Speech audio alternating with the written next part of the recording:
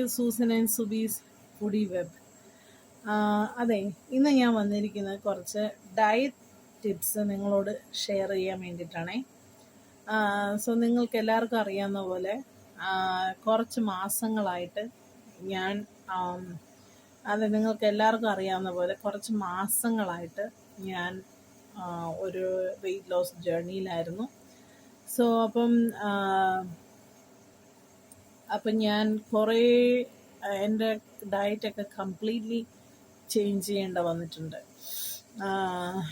ഞാൻ നേരത്തെ കഴിച്ചുകൊണ്ടിരുന്ന ഫുഡ് ഒന്നുമല്ല ഞാനിപ്പം കഴിക്കുന്നത്.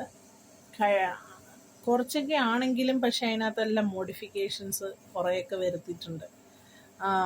അപ്പം നമ്മൾ ഡയറ്റ് ചെയ്യുന്നത് നമ്മുടെ ഡയഗ്നോസിസ് അല്ലെങ്കിൽ ഇപ്പോൾ വേറെ ഹെൽത്ത് ഇഷ്യൂസ് ഒന്നും ഇല്ലാത്തവർക്ക്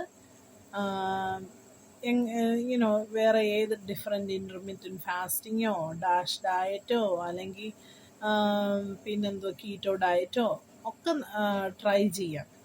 പക്ഷെ എൻ്റെ ഒരു സാഹചര്യത്തിൽ എനിക്ക് അങ്ങനെ പറ്റത്തില്ലായിരുന്നു. ബിക്കോസ് എനിക്ക് ഇച്ചിരി അഡ്വാൻസ് ഫാറ്റി ലിവർ ഇഷ്യൂ ആയിരുന്നു. സോ അപ്പോൾ അതുകൊണ്ട് തന്നെ I had to eliminate carbohydrates and fructose from my diet.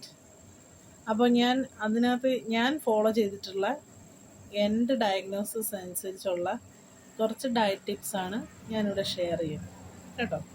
So first thing, avoid refined carbs with quinoa. അല്ലെങ്കിൽ നിങ്ങൾക്ക് ഓട്സ് ട്രൈ ചെയ്യാം.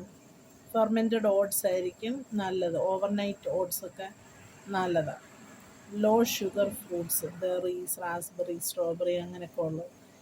പിന്നെ ഹൈ വാട്ടർ കണ്ടൻ്റ് ഉള്ള ഫ്രൂട്ട്സ് നല്ലതാണ്, പക്ഷേ ടേക്ക് സ്മോൾ ക്വാണ്ടിറ്റി. ഓക്കെ. പിന്നെ അത് കഴിഞ്ഞിട്ടുള്ളത് second tip, get some sunlight in the morning.